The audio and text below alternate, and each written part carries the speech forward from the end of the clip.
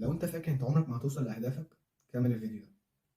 لو انت عندك التفكير اصلا اللي انت عمرك ما هتوصل، انت عمرك ما هتوصل في حياتك. في طريقين تفكر بيهم.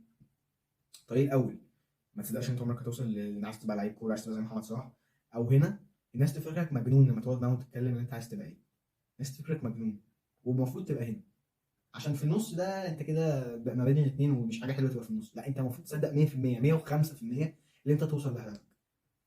وانا كنت في الاول زيك او زيك انت يعني مش مصدق ان انا هوصل. عندي داوتس، عندي ناس بتقول لي لا انت هتقدرش. والتفكير ده عمره ما هيساعدني في اي حاجه. هديك مثال يا عم.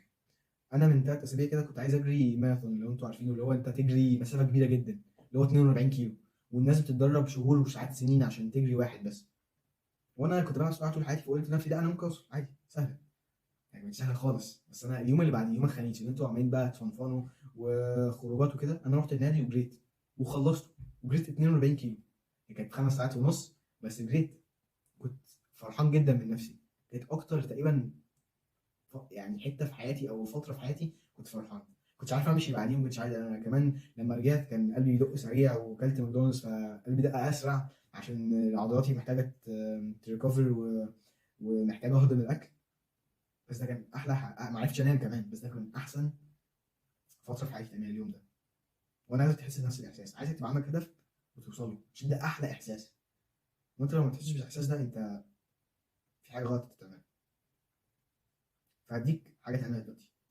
اكتب اهدافك على ورقه وحطها على الحيطه بتاعتك، وحته انت تكون بتشوفها كتير جدا. يعني مثلا على الثلاجه، حتى قدام الناس، مش مهم انا زي ما قلت لك، مش مهم الناس تفتكر ايه باي طريقه. فبص، هتكتب الاهداف. انا هقول لك اهداف: اعمل $1000 في الشهر خلال ال3 شهور الجايين، واحط على اليوتيوب مرتين في الاسبوع ال3 شهور الجايين برضه لغايه ده 3 شهور. يعني اعمل اهدافك تبقى لغايه 3 شهور.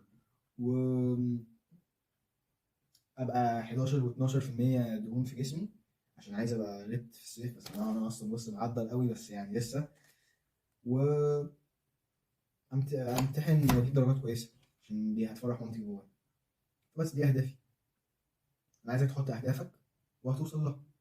احسن ناس في العالم ما كانوش بيفكروا بالطريقه دي، اللي انت ما يقدروش يعملوا حاجه. لا، هم يقدروا عشان هم مصدقين 101% كمان ان هم يقدروا. والناس فاكرهم مجنونه. والناس المجنونه دي اللي بتوصل.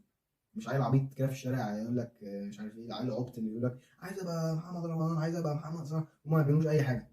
قاعدين في البيت عمالين يتفرجوا على تيك توك. انت مش من العيال دي. عندك اهداف كبيره وتبقى مش عارف ايه وفي الاخر ما تعملش حاجه. لا، انت كده عيل عبيط بقى فعلا.